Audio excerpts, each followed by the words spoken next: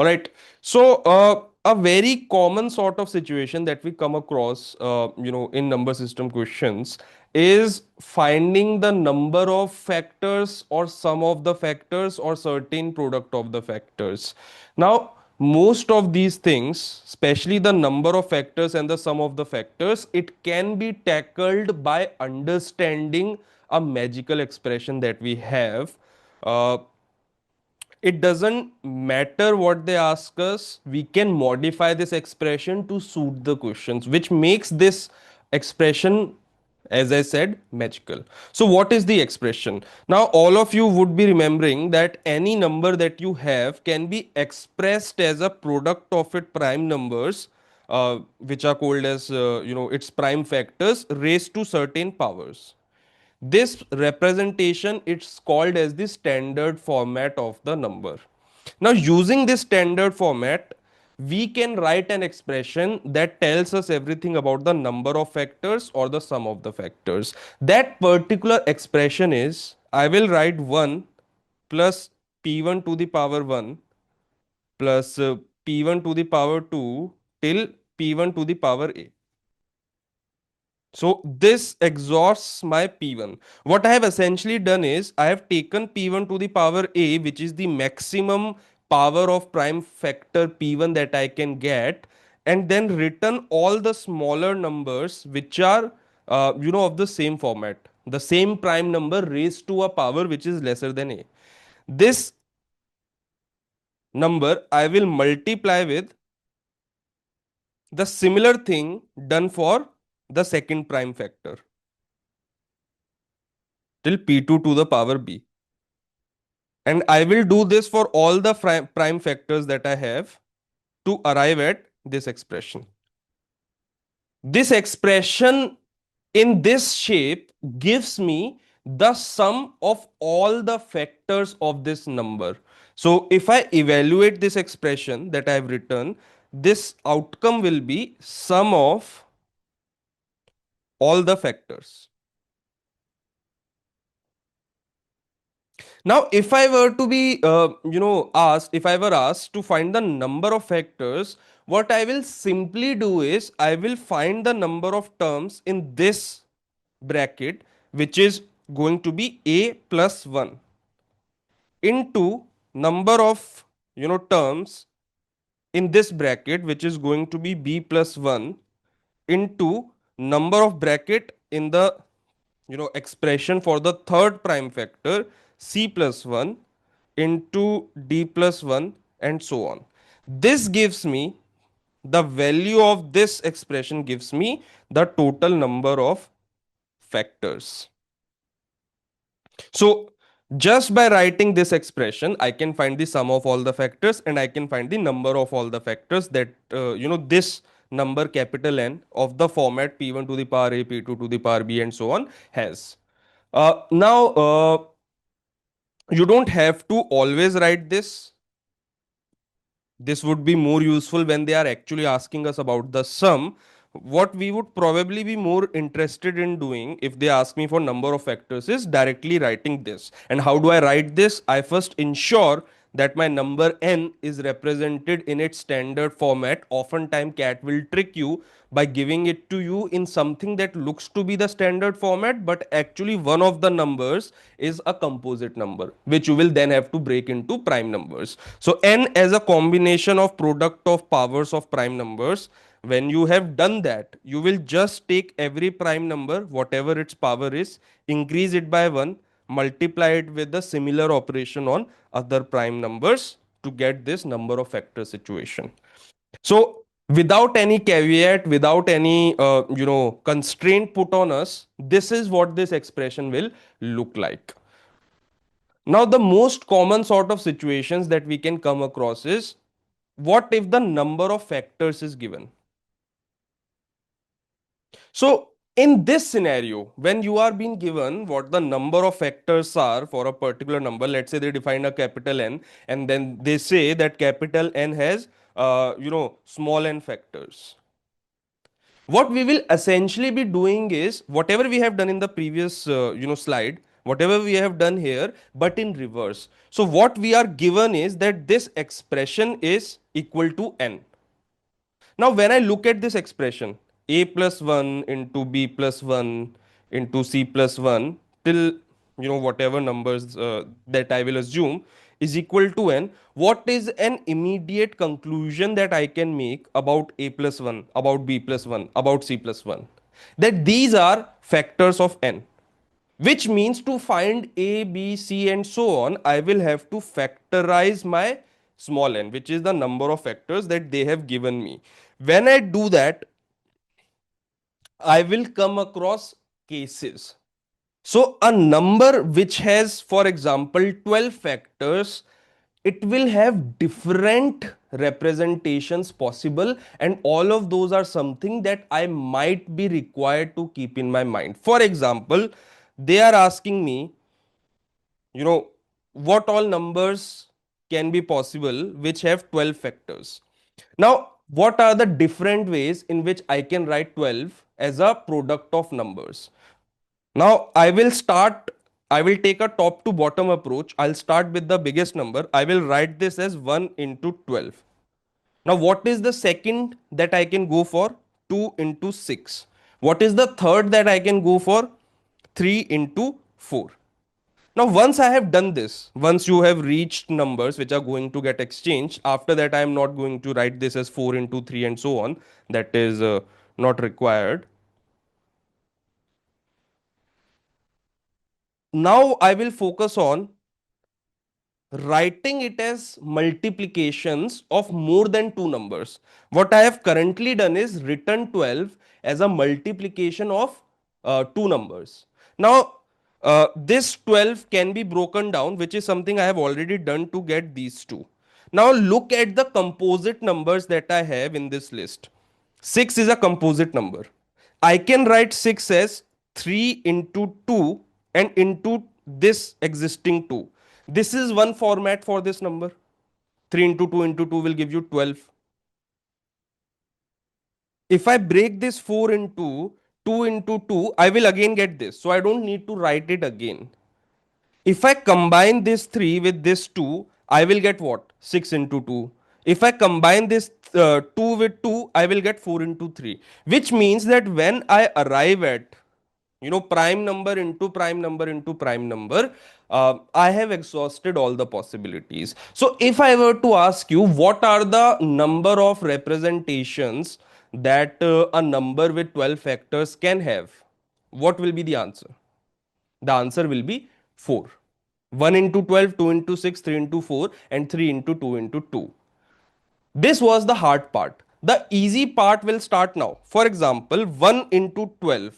How would I have gotten 1 into 12? This is a plus 1 into b plus 1. Which means what is the value of a? The value of a here is 0. This is p1 to the power 0 into what is the value of b? The value of b is 11. p2 to the power 11. So p1 to the power 0 is 1 only, so I don't need to write this, which means a number of the format, a prime number to the power 11 is going to have 12 factors. The second expression that I wrote was 2 into 6. I can write this as, a plus 1 into b plus 1, which makes a as 1 and b as 5. So I can write this as p1 to the power 1 into p2 to the power 5.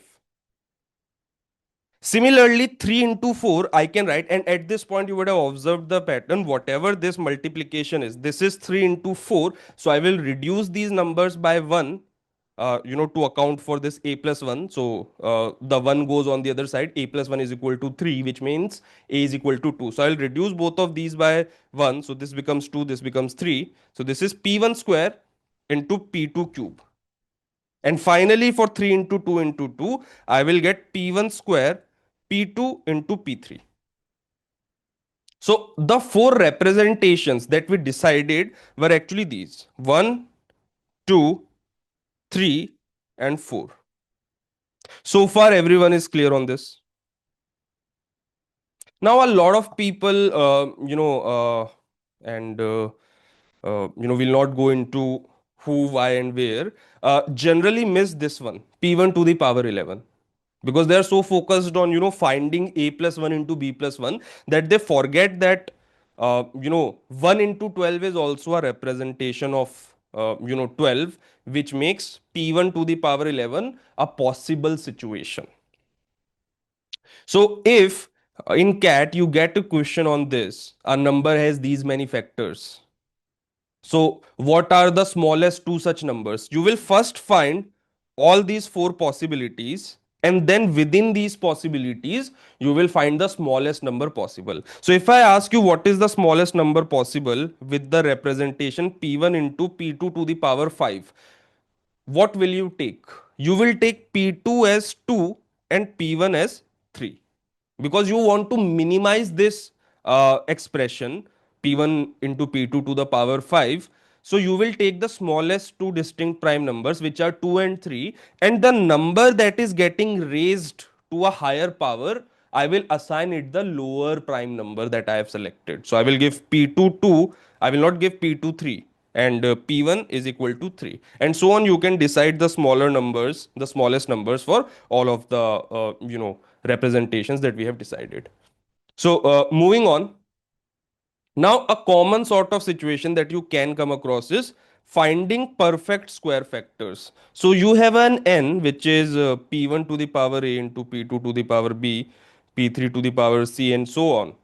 The expression that I will write for overall number of factors, or rather sum of the factors, would be 1 plus p1 plus p1 square till so on into 1 plus p2 plus p2 square till so on into 1 plus p3 plus p3 square, and so on and so on.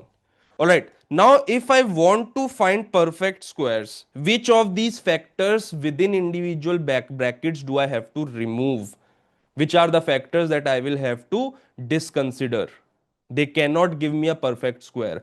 Any number, with an odd power, I will have to remove, because if I'm left with a p1, there is no other number that is going to get multiplied with this p1 to give you a perfect square, because p1 is a prime number, p2 is some other prime number. So some other prime number into p1 cannot give you a perfect square. So I will have to remove p1, I will have to remove p2, I will also have to remove p1 cube, I will have to remove P3. I will have to remove P3 cube, and so on. So you will take a call based on what the values of A, B, C's are. And whatever terms you are left with, this sum expression will be this, and the number of terms, how will you find the number of factors that you will have, which are perfect square? So basically the number of terms that are left in this plus the number of brackets, number of squares left in this, plus the number of squares left in this. Now, whatever that number turns out to be, would I add a separate one on that or no?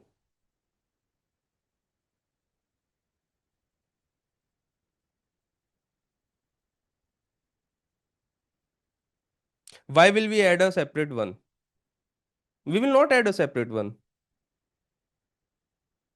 The the one you would have added if we were ignoring one as a factor. So we are including that, right? I have not removed one from here.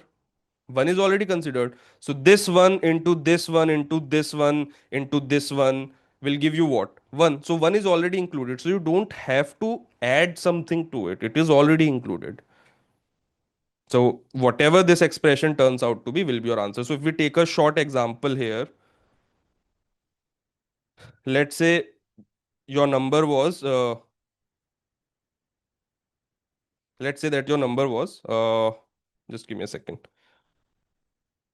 p1 to the power 5 and p2 to the power 4.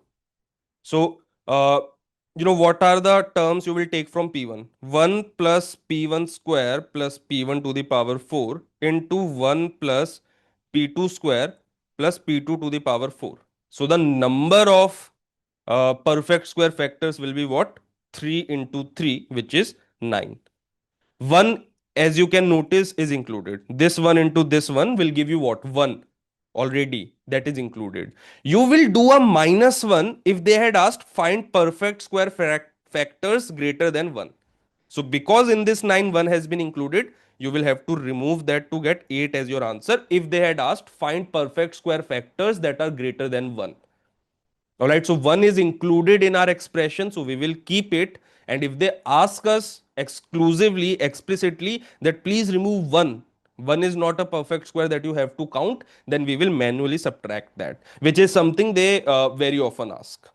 Similar thing will happen for a perfect cube. What will we do? So this 1 plus p1 plus p1 square plus p1 cube plus p1 to the power 4 and so on. What will you remove from this? You will remove p1, you will remove p2, you will remove p4. So the multiples of 3 you will keep, the powers that are multiples of 3 you will keep, everything else you will remove. So 1 plus p2, p2 will be removed, plus p2 square, p2 square will be removed, p2 cube will be kept.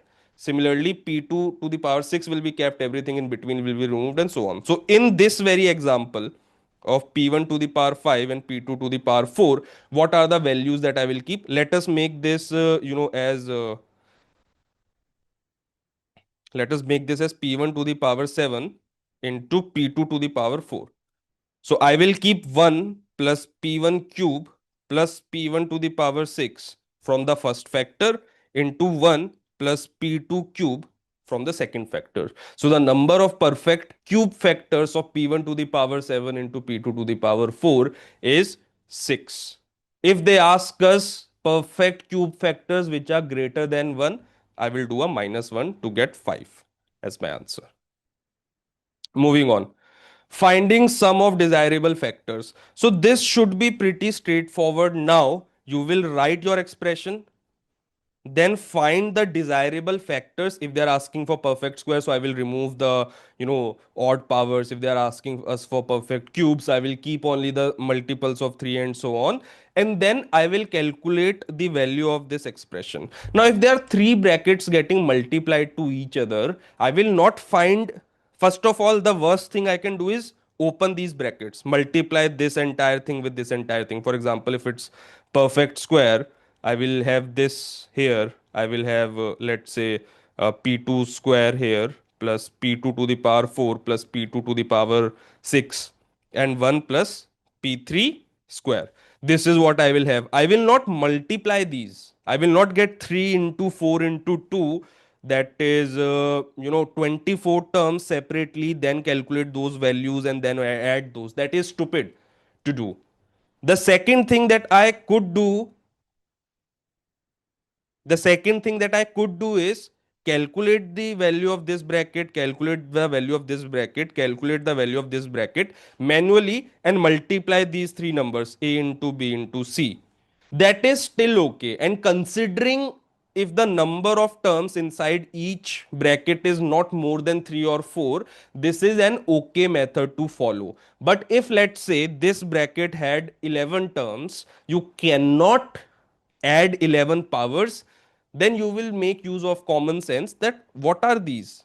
Is this not a GP? Is this not the first three terms of GP? Are these not the first four terms of another GP? Are these not first two terms of another GP? So then I will do this as GP1 sum into GP2 sum into GP3 sum, which means the use of GP sum formula. Ironically, we don't get GP sums as much in sequences and series, but this is one place where you can use it.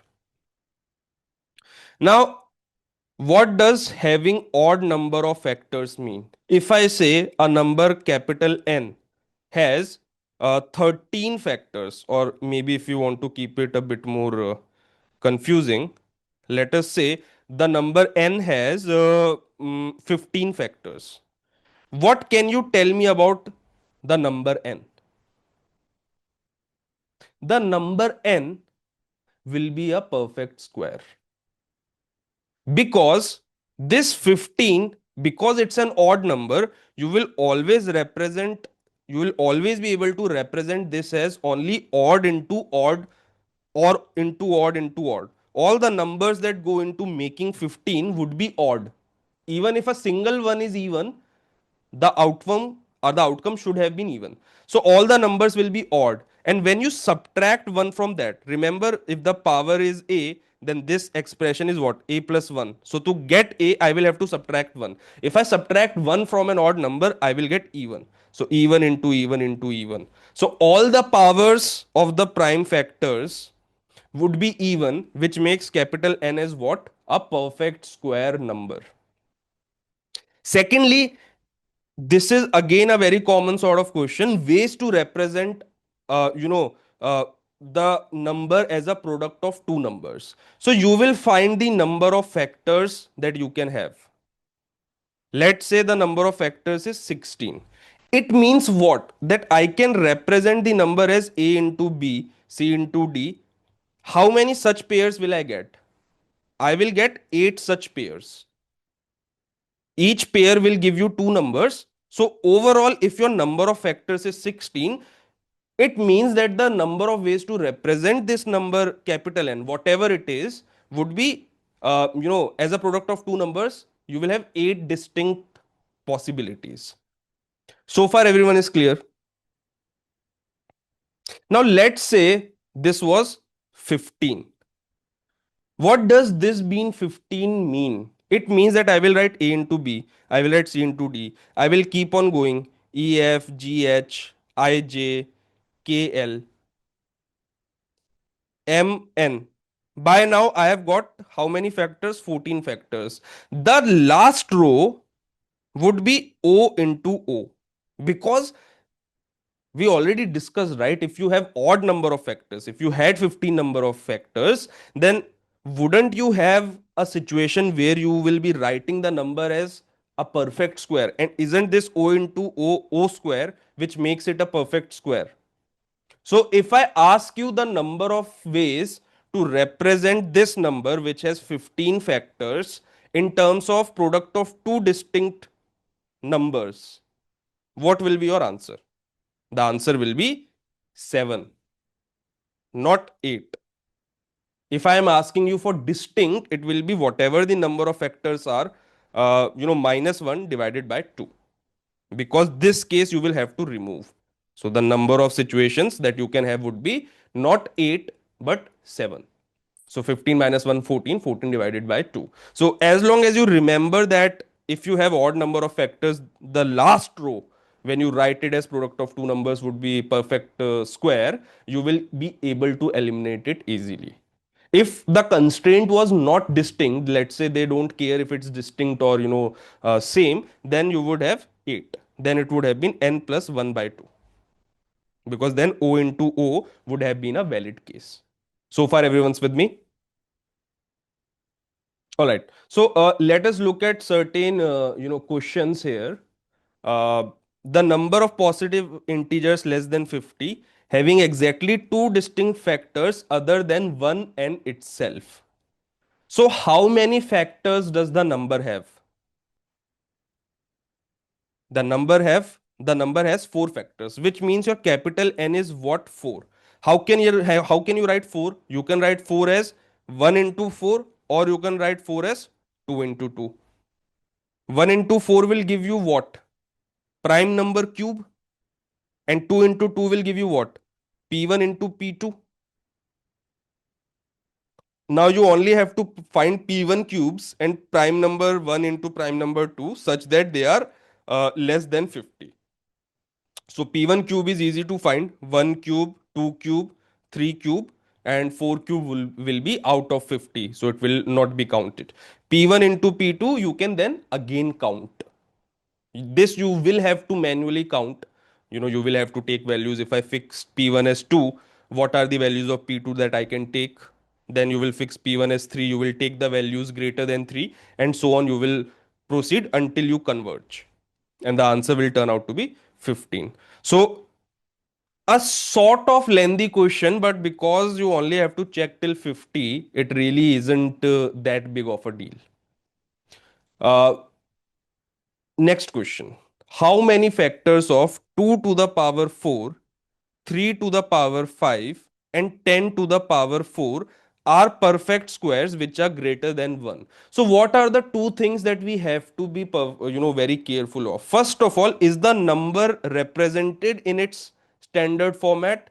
Right now, no. I should represent it in the standard format, which would be 2 to the power 8 into 3 to the power 5 into 5 to the power 4. This 10 will be broken up as 2 into 5. Secondly, they are asking me for greater than 1, which means I will have to eventually, at the very end, have to subtract 1 from my answer. So, what are the powers that I will take? I will take 1 plus 2 square. Sorry, I will not take 2. I will take, because I want perfect squares, right? So, I will take 1 plus 2 square plus 2 to the power 4 plus 2 to the power 6 plus 2 to the power 8. I will take 5 terms from here. I will take similarly, I will take 1 plus 3 square plus 3 to the power 4, 3 terms from here, and I will take 1 plus 5 square plus 5 to the power 4 from here. So 5 into 3, that is 45 factors I will have, that are perfect squares, and then I will remove this 1 to get my answer as 44. Do not, I repeat, do not remove this one directly from this expression and get your answer as 4 into 2 into 2. That is one of the silliest mistake people make in this particular calculation. If you remove this one, you are essentially also removing 3 square and 3 to the power 4, because then every 3 square and 3 to the power 4, when it gets multiplied with this factor, will always have a 2 power attached to it. So that is why we keep 1 in each of the prime numbers bracket, and then finally individually deal with this greater than 1 situation. This is the most common sort of mistake that people make. Yeah, so you will keep all powers of 2, all powers of 3, all powers of 5, which are even. 1 is what? 5 to the power 0, so it is even power. So you will keep all of this, you will get 45, and then you will subtract 1. Moving on. The sum of first two natural numbers, each having 15 factors, including 1 and the number itself, is. So if you have 15 factors, what are the formats that you can take? You can take 1 into 15, and you can take 3 into 5. There is no other possibility. This makes you p1 to the power 14, and this makes you p1 square into p2 to the power 4. Now, the smallest number that you will get from here will be 2 to the power 14, which, if you look at it, would be very large. If you remember, 2 to the power 10 is 1024. So this is going to be 1024 into 16. So it will go into 5 digits. Correct?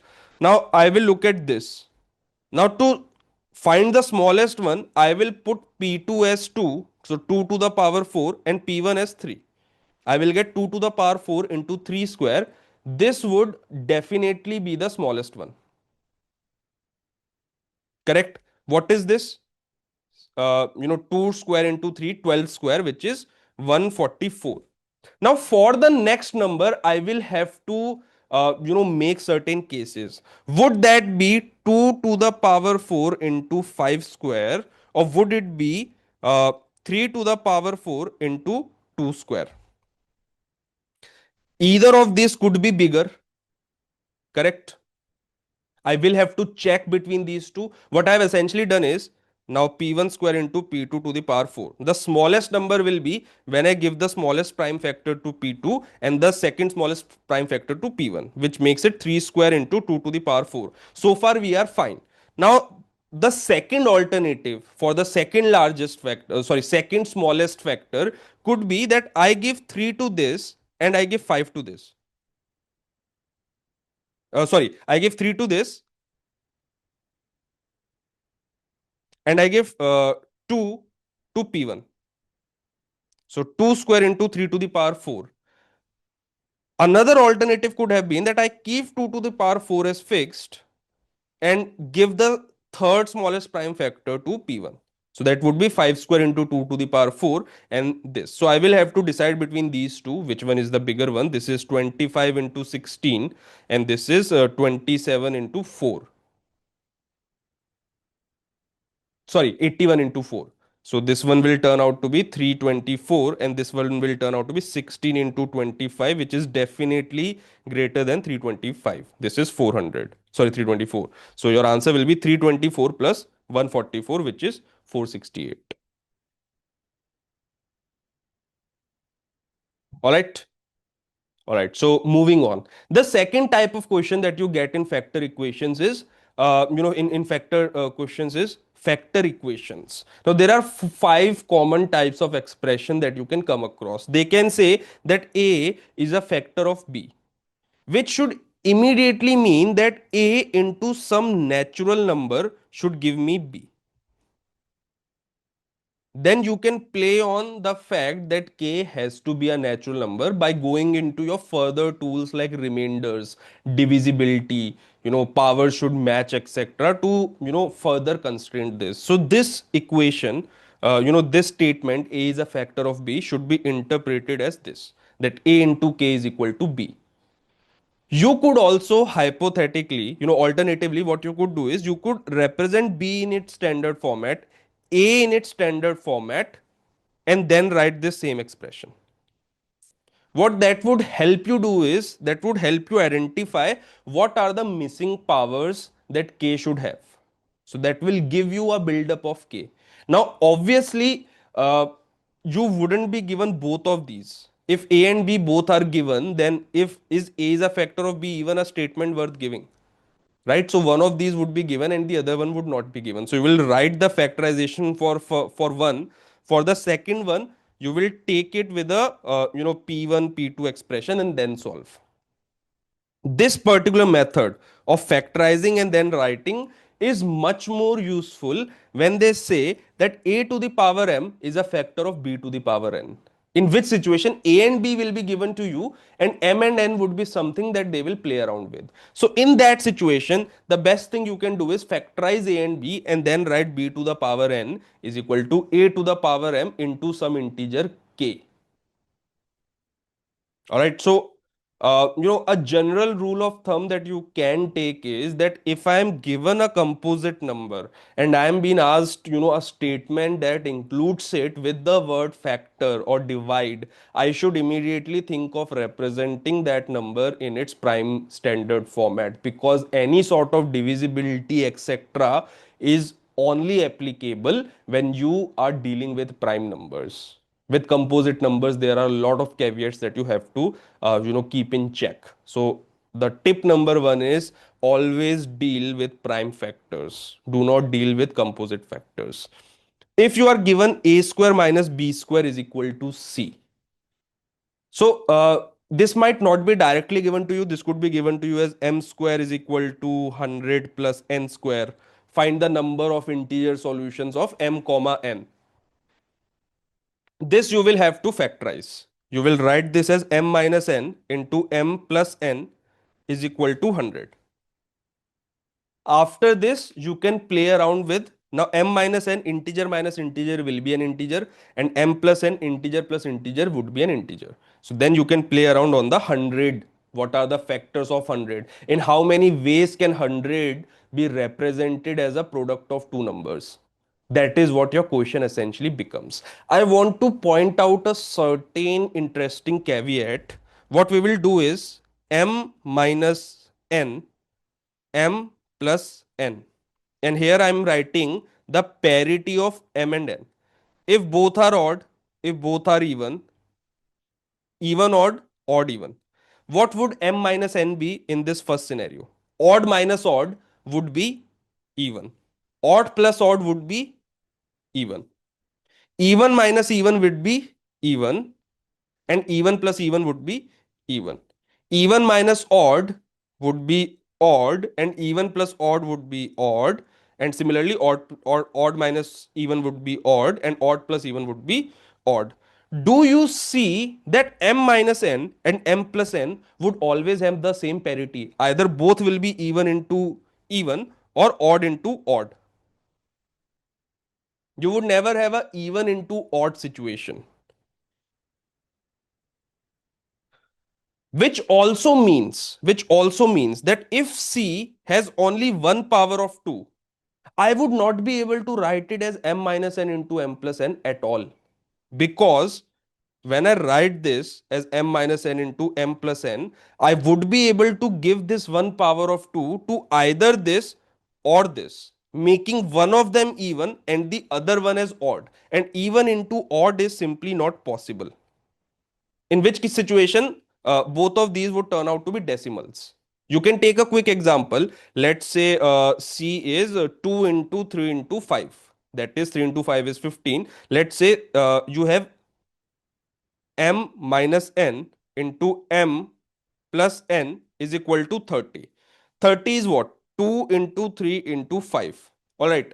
So what are the ways to write 30 as product of two numbers? 2 into 15, 3 into 10, 5 into 6, and 1 into 30.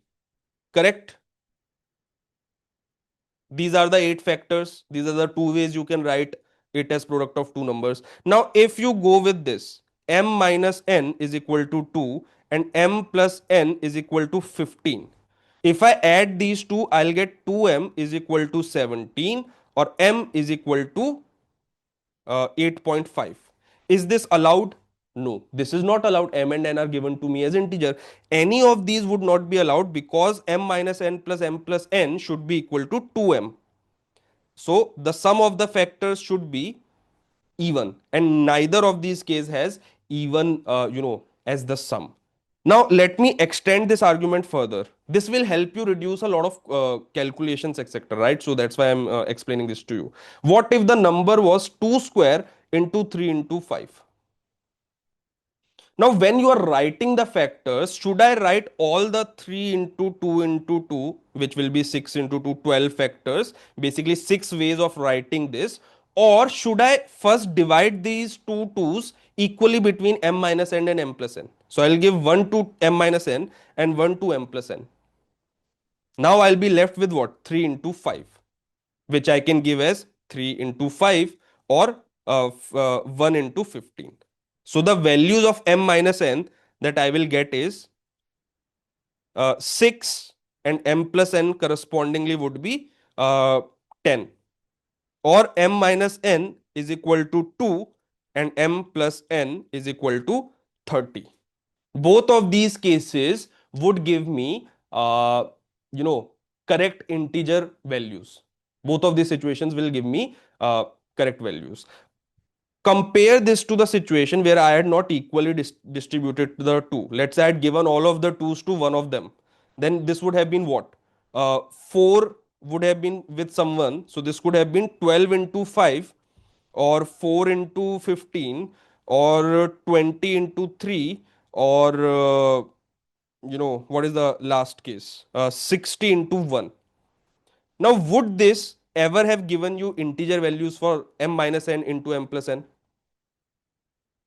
Because when you add these two factors you should have gotten 2m, and when you add these numbers you are getting odd values. So the 2's will have to be divided into both of them. One of them will be given to m minus n and one of them will be given to m plus n.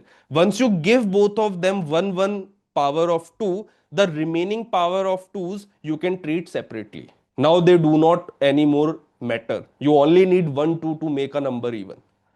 All right. So I think we have covered this in great enough depth. We don't need to go further than this. Just keep these things in mind that if you want integer solutions, your factors that you write it should be odd into odd or even into even, for the simple reason that when you add the two factors, you should get 2m, which is an even number. All right. Moving on.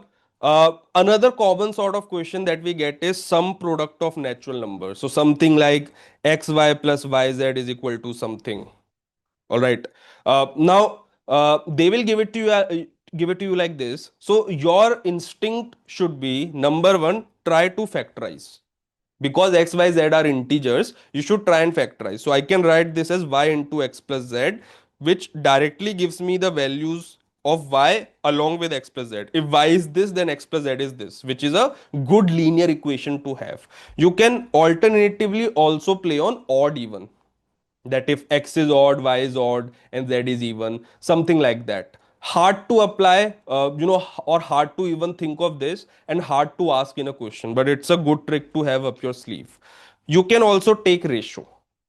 And there would be a very specific situation where you should take a ratio, which I will show you. So these are the only three tricks that you have.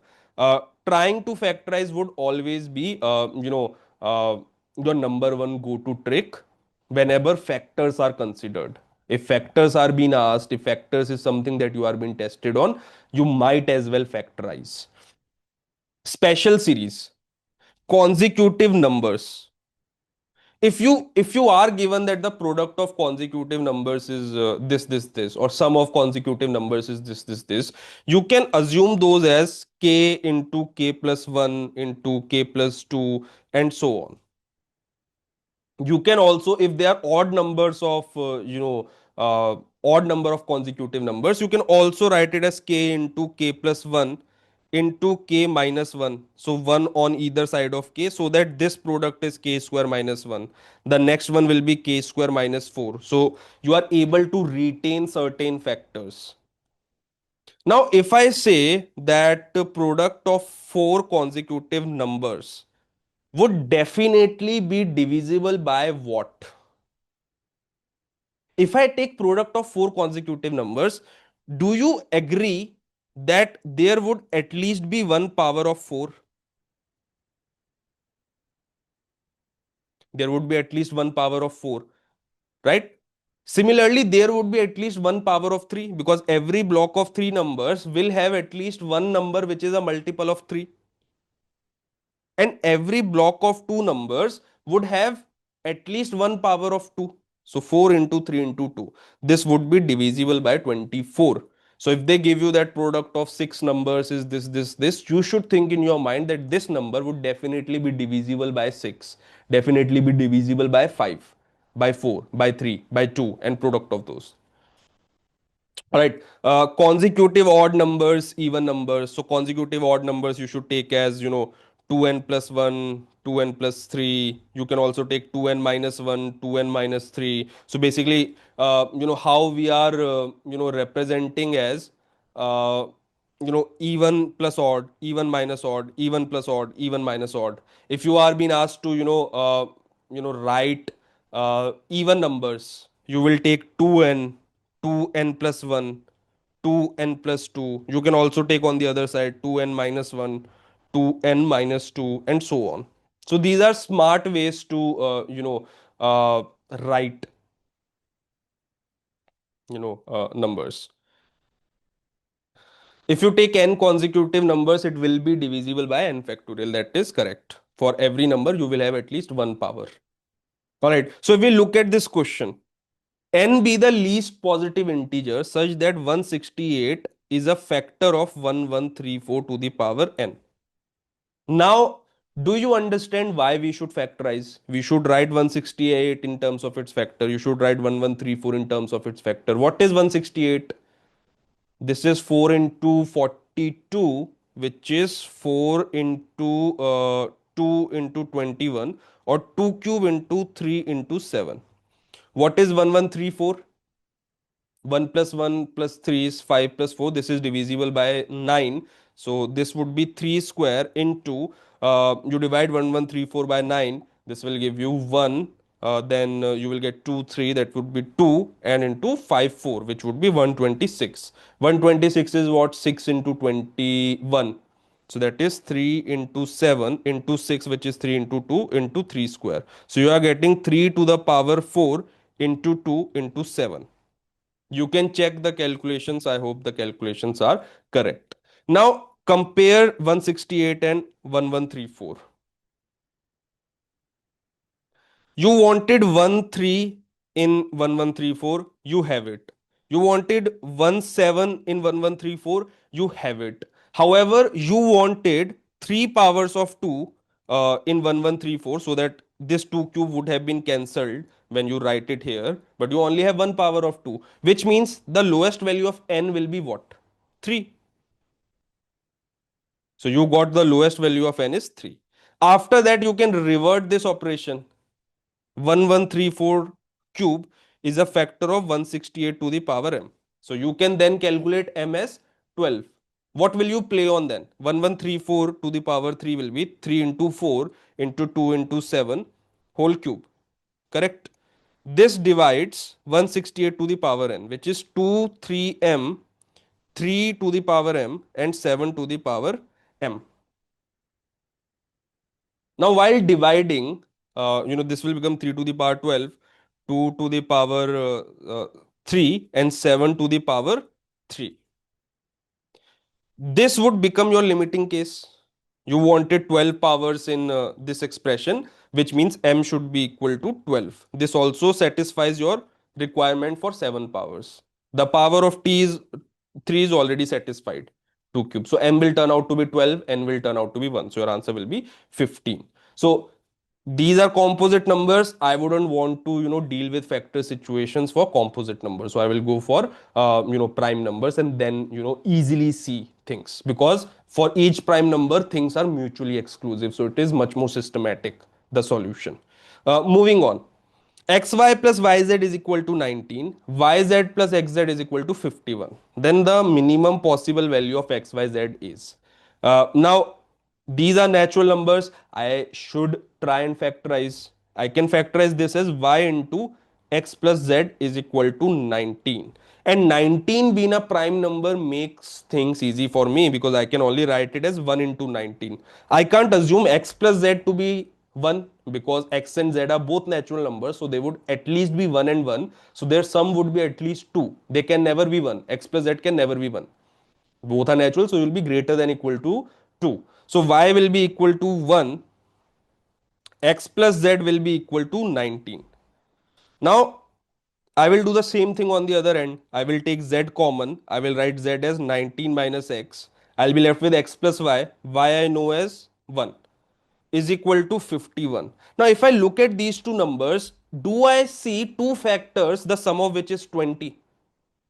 19 minus x plus 1 is what? 20. So 51 can be represented as what? 17 into 3, or 1 into 51. These are the only two. This one I will neglect. I will not even check. So I can have 19 minus x is equal to 17, or I can have 19 minus x is equal to 3. If I do this, I will get x is equal to 2, which will give me z is equal to 17, and y was equal to 1. So the product would be 34. If I take 19 minus x is equal to 3, I will get x is equal to 16, which will give me z is equal to 3 and y was equal to 1, and the product would be 48. They have asked me for the minimum possible value of xyz, which means my answer will be 34. I did the second step to satisfy myself that there is a choice that exists out of which I have to go for the minimum. A lot of people would have, luckily or unluckily, picked either of these two, that 19 minus x is 17 or 19 minus x is 3, and it would then have depended upon what they have taken.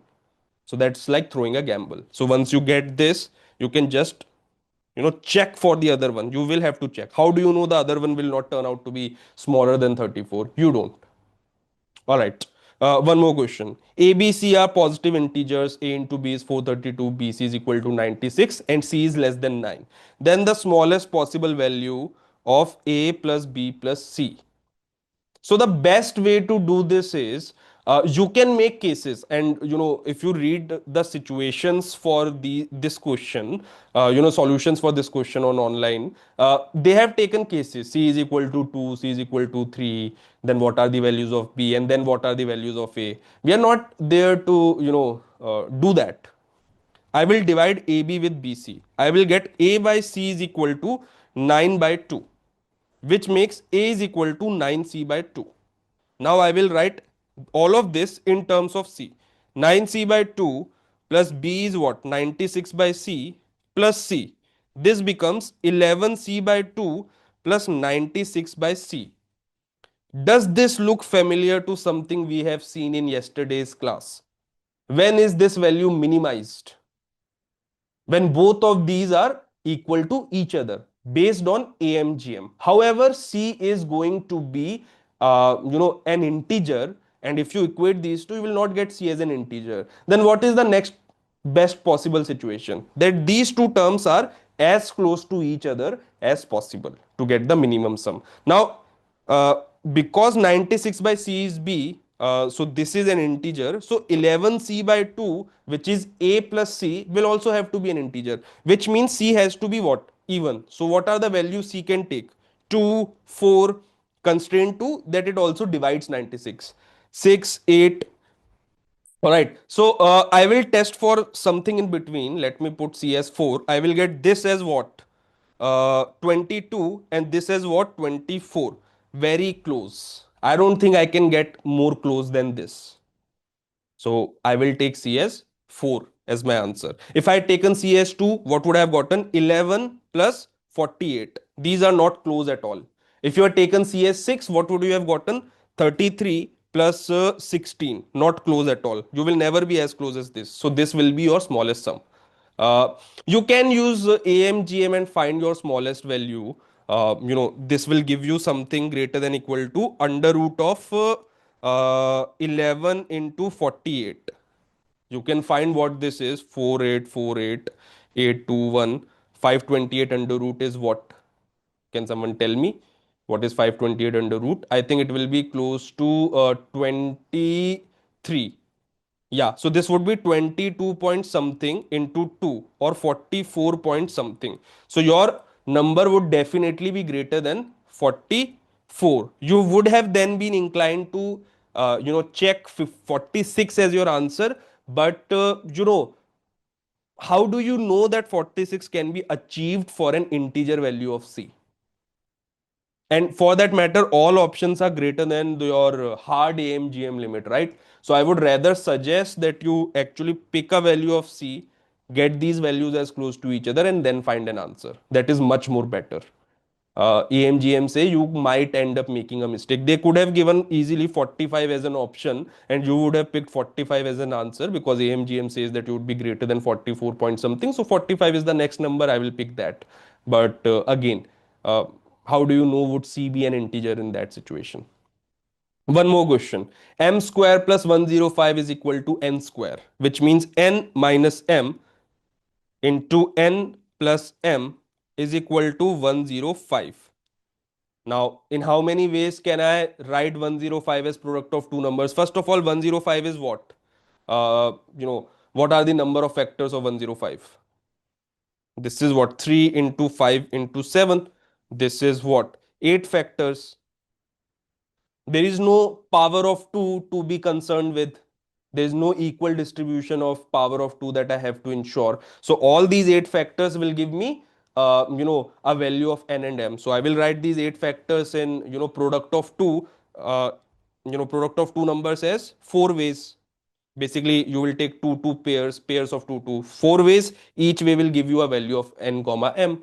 So your answer will be 8 by 2 4. So in this particular situation, you don't really have to check. However, if the number was 4 into 105, which is 420, if the number was 420, in that situation you would have first have to equally distribute 2. Alternatively, you could have written all the factors of 420 and then decided, but I think equally dividing the powers of 2 early on reduces some of your calculation. Moving on, if the product of three consecutive integers is 15600, then the sum of the squares of these integers. So this is a very easy question. This is something you should definitely attend, because all you have to do is write it as a product of three consecutive integers. Now you can go about and continue to do hit and trial. All right. However, think about this. I have said that the numbers would be a into a plus 1 into a minus 1, which would have been a square minus 1 into a, which would have been a cube minus a. So would it not be better that I use my calculator that is given there, find the cube root of 15600, which will give me a good proxy for a. So can someone quickly go and check what is the cube root of 15600? I will wait. I can't calculate that. uh, you know Even I have, okay, so this is 24.98, which means I should fixate somewhere around 2425. So now I will write 15600 as what? 156 into 100 I can write as 25 into 4. I would want to retain this 25, so I will not give it away. This 156 I can write as 3 into 52, and 52 is what? 26 into 2. 26 is consecutive to 25. So I don't want to let go of 25. 3 into 2 is 6, 6 into 4 is 24. So the numbers are 24 into 25 into 26. Now I just have to find the sum of the squares of these. So there is again a strategical way to do this. A lot of hard workers in the exam would have, actually gone to the standard format of 15600 and then tried to build the three consecutive numbers, which honestly 10 marks for the effort, but it's a useless trick to do. So you should understand why you should go ahead, with the standard format or not. All right, so now we'll take off some easy pickings in this particular topic. uh, HCF LCM. So first of all, how do you find HCF and LCM? You express the numbers in standard format. HCF is what? Highest common factors. So whichever prime number is common to both, you will take the lowest power out of that, keep it in your HCF. The product of those prime numbers raised to appropriate powers will be your HCF. In the LCM, you will do the opposite. You will take a union. All the prime numbers that you can see, you will write those and take the largest power of those, and you will get your LCM. So finding HCF LCM is not something we should be looking at while revising, because it's the first step. Different, there is a, again, if you remember, there was a difference method to finding HCF. Basically you take the difference of two numbers, and that number should be divisible by HCF. So basically what it turns out to be is, if you have two very large number n and m, and if I ask you for the HCF of n and m, factorizing each of these individually would be a tedious task. However, if you take a difference here, and then you find the factors of n minus m, and then you can check if that is going to be your HCF or not. Is that something which divides n and m individually or not? That is a much better method. Overall, there is nothing to HCF LCM. You would be knowing that LCM is often used to travel. So in your sequences and series, it will be something that is going to be useful. Finding common terms in AP, all of those things we will discuss in due time. Individually, what HCF and LCM mean to you is, if H is your HCF, then the numbers that you use to find the HCF can be represented as H into A and H into B, with the caveat that A and B have to be co-primes. They do not have to be prime numbers, they just have to have no common factor, which means HCF of small a and small b should be 1. And the reasoning is simple, that if A and B had a factor, had a common factor, that would have already been included in small h, which is the HCF, because HCF by definition is your highest common factor.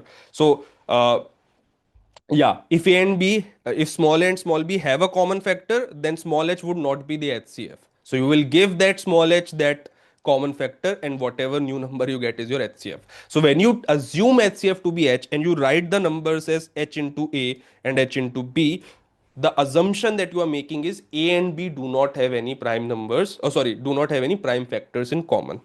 Secondly, once you do that, you will find that LCM is going to be what? H, your HCF, into A into B, because A and B do not have any prime factors in common. Whatever prime factors that were in common in capital A and capital B have already been included once in H. So all that remains to be done is include the factors which are not only part of, which are currently not part of H. So LCM will be H into A into B. This result gives the much more famous result that I am sure a lot of you would have memorized, that the numbers, the product of the two numbers is HCF into LCM. The reason for that is that LCM is HCF into A into B, and HCF is H. So HA is capital A and HB is capital B. This result is wasteful. They can make a question for this in mock, that two numbers are this, HCF is this, find the LCM. But in reality, in practical CAT level situations, this is something that you will be using a lot. HA into HB is the most useful thing. When they say HCF of two numbers is 7, you should immediately assume the numbers to be 7A and 7B, and then use the other equations that they might have given to you. So moving on to one of the only questions, direct HCF LCM questions that I was able to find in CAT. this was in 5 years ago, how many of the integers 1, 2, 120 are divisible by none of 2, 5 and 7? So what I will do here is find the integers which are, divisible by 2, add the that are divisible by 5, add which are divisible by 7, then subtract divisible by 10, then subtract divisible by 14, then subtract divisible by 35, and then finally add divisible by 70. So this is 257. So divisible by 2 is 120 by 2, that is 60. Divisible by 5 is 120 by 5, which is 24. Divisible by 7 is I think 17. Correct. Divisible by 10 is 12. Divisible by 14 is 8. Divisible by 35 is 3. And divisible by 70 is 1. So this will give you 2. 60 plus 24 plus 2 plus 1, which will give you 80. 7 minus 8, which is 79. So total numbers are 120. 79 are those which are divisible by at least one of 2, 5 and 7. So the answer will be 120 minus 79 is equal to 41. They should have really given 79 as an option. A lot of people would have made that sort of mistake. Moving on, final thing that we want to discuss in today's class: special numbers. Odd and even parity is something you should understand. You should not memorize it. It is an instinct. It is an instinct that clicks in when none of your regular standard methods work out. So quickly let us summarize: odd into odd, odd; even into even, even; odd into even, even; odd by odd could be integer; odd by even, never an integer; even by odd could be integer.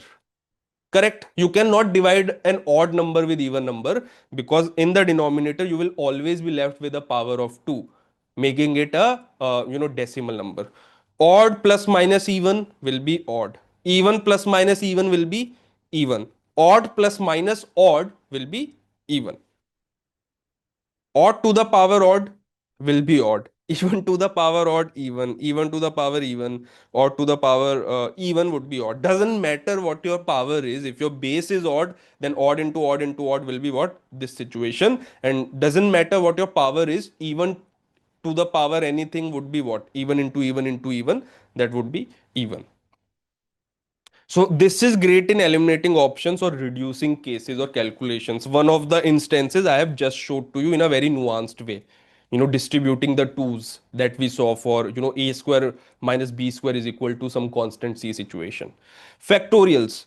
Uh, See, I will describe what factorials are. I will take some cases, examples, etc. However, in word problems or in situations where you are confused by factorial, you should take a smaller number and understand what is happening, because most factorial questions have some pattern going on. So factorial is nothing but n factorial is product of all the numbers starting from 1 till n.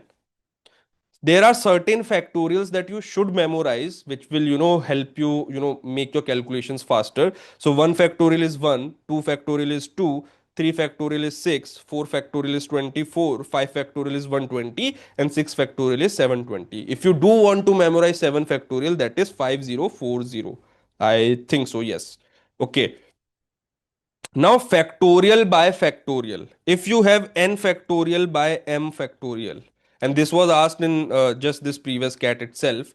If you have n factorial by m factorial, this would be an integer if n is greater than equal to m, because n includes all the numbers that are less than n as a product. M will include all the numbers that are less than m as product. If m is less than n, all of this would be cancelled out by this and leave you something. Okay. If m is equal to n, all of these will cancel out, you will get 1. If m is more than n, if the denominator factorial is more than n, then this would cancel out some of the terms in the denominator, but you will be left with something in denominator and numerator will be 1, in which case it would be a decimal. So to be an integer, you should have your numerator, which is getting taken factorial of, greater than your denominator. Now, one very specific case that we have is n factorial divided by n plus 1. When is this an integer? When is this not an integer? Now, the reasoning for this is if n plus 1 is a composite number, you would be able to break down n plus 1 into two smaller numbers, which would definitely be part of n factorial. So, if n plus 1 is composite, then n factorial by n plus 1 would be an integer. If n plus 1 is a prime number, then nothing in fact in n factorial will cancel out with n plus 1.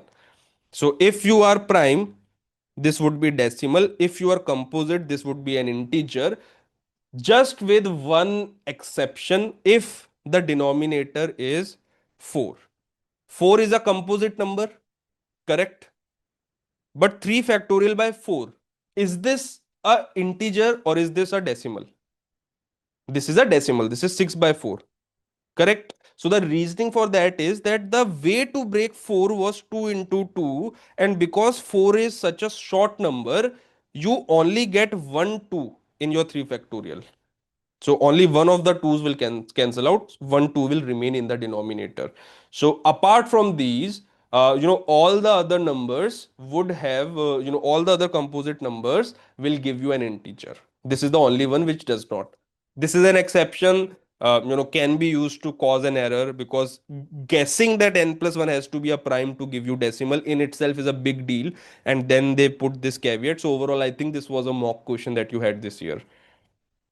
All right, there are certain powers that you should memorize. First 30 squares you should be knowing by heart. At this point, you should definitely the first 20. 21 square is much important. 24 and 26 squares are also very important, because they make your, along with 10, they make your Pythagoras theorem. 27, this is 9 cube. So again, this is common to this table. So should be, memorized. Similarly, till 1000 perfect cubes should be known. Prime numbers, again, you should be knowing till 100. That is a bigger ask. I would say until 30 is fine. All right. Apart from that, just make note that 101 is also a prime number, because 101 is something we see a lot of in your remainder things, right? When you divide by 101 and so on. So it's a good fact to know that 101 is a prime number. All right. So I think we will stop the class here. We can take this question for some natural numbers. 15,000 factorial is divisible by n factorial factorial, which means what? That n factorial should be less than 15,000. Is this the simplest solution to this? This is the only thing that you need to do. Don't be worried by double factorials. What does it matter? N factorial is going to be a number which is then getting taken a factorial of. So n factorial 5040, we know this is 7 factorial. After this, 8 factorial will be 8 into 5,000 something, which is going to be 40,000 something and greater than 15,000. So the answer will be 7 for this. All right. This question also, if you want, we can do. 8 to the power m and 8 to the power n. This is going to be 2 to the power 3m and 2 to the power 3n. Now they are saying that, there are exactly 41 integers greater than 8 to the power m and 8 to the power n, uh, between these two numbers. So, and these can be expressed as power of 2, which means 3n is equal to 3m plus, 42, which makes n is equal to m plus 14. So if they are asking you for the smallest value of n plus m, you will take m as 1, which will give you n as 15, and m is equal to 1. So your answer will be 16 in that scenario. So that is all for today. Tomorrow we will deal with the two heavyweights.